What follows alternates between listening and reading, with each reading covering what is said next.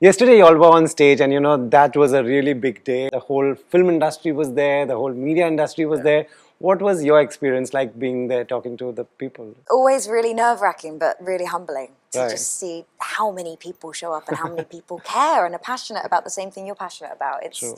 It was really quite special. What is the one difference that you see in yourself making filming as compared to your brother?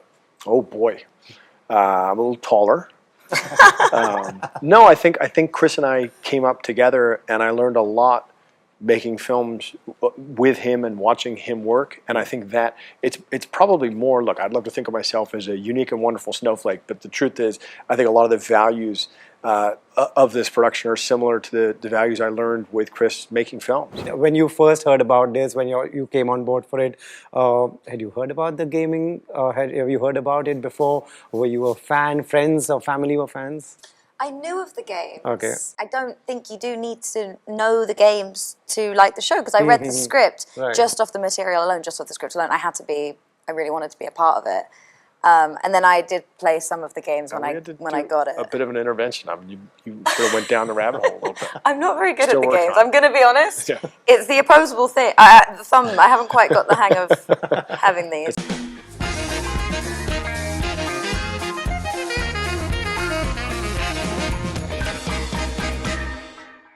Guys, welcome to India firstly. So good to see both of you. I was there yesterday at the Prime Video announcements and we saw you both on stage. Tell me firstly, how long is this trip? What have you all been up to? Yeah. It's a quick trip. It's only 2 or 3 days. Okay. Not long enough, no. Okay. Did you guys manage to go around, see something? I got here a couple days early. I went with a friend of mine to Delhi, Okay. which was amazing. Okay. And met some wonderful people and saw some amazing things. And got a little bit of insight into the political community in India, which was fun. And then, our time in Mumbai has been, unfortunately, all too brief. I want to come back. Right. Had some good food though. Very good food. Nice. Very well. Yeah. Good to hear that. Yesterday you all were on stage, and that was a really big day. It's a day where it's a big day for the entertainment industry in India. The whole film industry was there, the whole media industry was there. What was your experience like being there talking to the people? Always really nerve-wracking, but really humbling to Right. just see how many people show up and how many people care and are passionate about the same thing you're passionate about. True. It was really quite special. True. Coming to Fallout, my first question is it meant for gamers? Is it meant for fans? Or if the minute it's on Prime Video, I see the menu and I don't know anything about the game, can I watch it? I would say it's made by fans for everybody. For everybody. You don't right. have to have played a second of the game to enjoy the unique, very unusual tone and feeling of this show. Right. Well, when you first heard about this, when you came on board for it, had you heard about the gaming? Have you heard about it before? Were you a fan? Friends or family were fans? I knew of the games. Okay. They're so popular and famous. So sure. I had heard of them, but I haven't played them. And again, to your point, I don't think you do need to know the games to like the show, because I read the script just off the material alone, just off the script alone. I really wanted to be a part of it. And then I did play some of the games when I got it. A bit of an intervention. I mean, you sort of went down the rabbit hole a little bit. I'm not very good Still at the working games. on it. I'm going to be honest. Yeah. It's the opposable thing. The thumb. I haven't quite got the hang of having these. It's kind of the definition of No, I know. That's what I've humans, heard, but yeah. You'll get there. it's a rumor.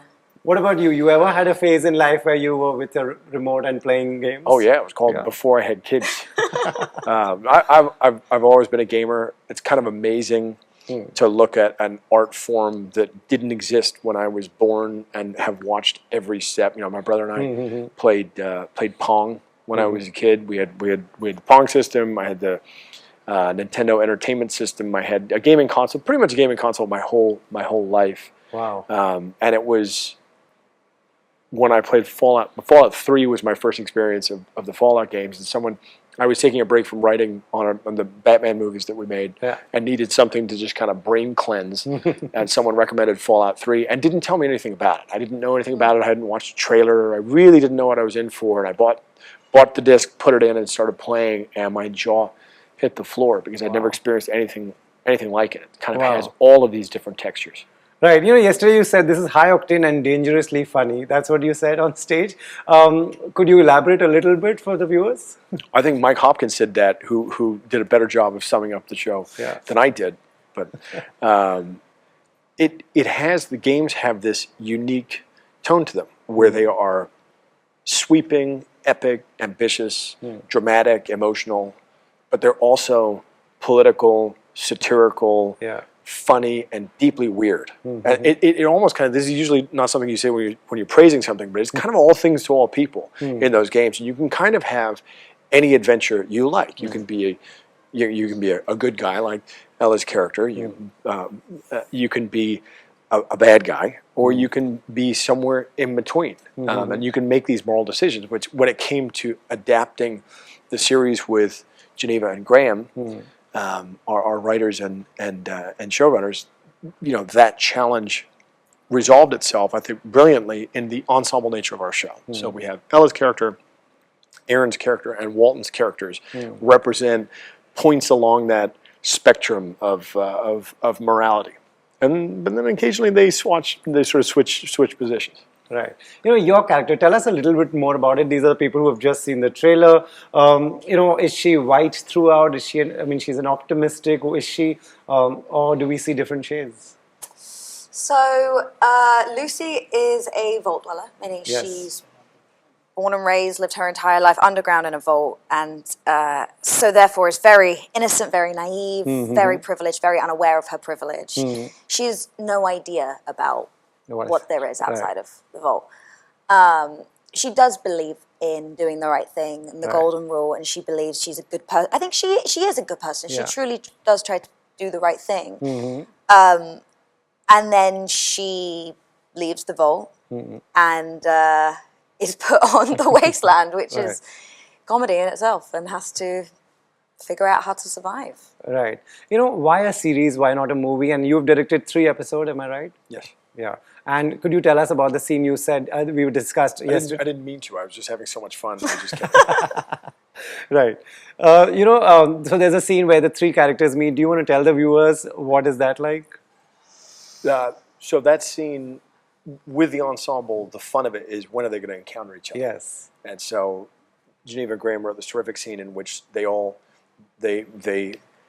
get to a settlement. And one of the distinctive things about playing the games is you play like Ella's character, Lucy. You play typically as a vault dweller, coming out into the world and exploring it for the first time. And you sort of make your way across the wasteland and you'll come to a settlement. Right. And in Fallout 3, the first one is Megaton. And we talked a lot about Megaton and designing Philly. Philly is the first environment you get to, and it's sort of where there's a bit of a Western quality to it. It's where all of these folks encounter each other for the first time. One of the reasons we knew this had to be a series from our very first conversations with Todd is, I love movies. I started movies. Movies are great. Movies are more spectacle, less story, and these games are both. Right. But you're typically playing on, I think I probably played Fallout 3 for 30 or 40 hours. You can spend a lot of time immersed in these worlds, and the scripts are hundreds and hundreds of pages long. So for us, from the beginning, we knew that if we had the support of Amazon and Prime Video, and we did, to go for it in terms of the scope and scale of the filmmaking, that longer format, 8 hours to tell the story, meant that we'd be able to do justice to the scope and ambition of the games. Nice. For an actor, is there a lot of CG on the sets? Are you comfortable? A lot of actors take time to get used to a lot of, green screen. What is the set like? I had prepared myself for a lot of green screen, just having read the script, but I hadn't worked with Jonah yet. Jonah likes to do as much as possible for real, which is such a treat. It really is, just to relax into the scene and be more free. I mean, this all sounds like really pretentious actor stuff, but it really makes such a difference. And you get to find more truth, I think, in your reaction. It's hard enough to imagine, all right, what would life be like if you lived your entire life underground and you'd never seen the sun before? You have to, be thinking quite deeply about these things.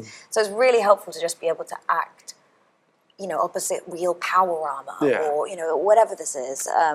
It really was a treat. I'm not sure if I'll ever have that experience again, but it's great. I feel like one of the things that we could add to the games Because with an adaptation, we're taking away so many different things, taking away the audience's ability to look around and make these moral decisions. But we knew that we could add reality to it. Nice. So you don't really want to take, Bethesda and the makers of the games have some of the best looking computer graphics there are. It's we're not gonna do the games any favors by coming with our own computer graphics. I also think our industry's gone through kind of a 30-year hangover. Like this is not how we used to make things.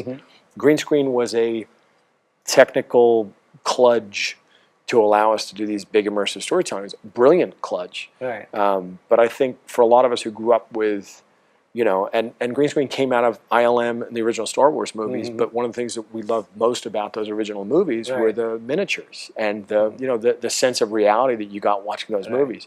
So we've been working on technologies for many, many years that allow us to have almost no green screen on this show. But the best technology is a plane ticket. We went down to Namibia, we went out to Utah. You just take the cast and crew with you. Right. You mentioned the Batman movies earlier. You have a lot of fans here who've enjoyed your movies. My last question is, if just for those fans, what is the one difference that you see in yourself making filming as compared to your brother? Oh boy, I'm a little taller. No, I think Chris and I came up together, and I learned a lot making films with him and watching him work, and I think that it's probably more. Look, I'd love to think of myself as a unique and wonderful snowflake, but the truth is, I think a lot of the values of this production are similar to the values I learned with Chris making films. There is nothing like reality, a deep respect and love for the material, and hopefully you feel that in these films, and the ability to do really ambitious world building. Right. You've entertained us through the years, so thank you for that. And I've watched the first episode, and you're wonderful in it. So thank you, both of you, for entertaining us. Thank you. Thank you so much.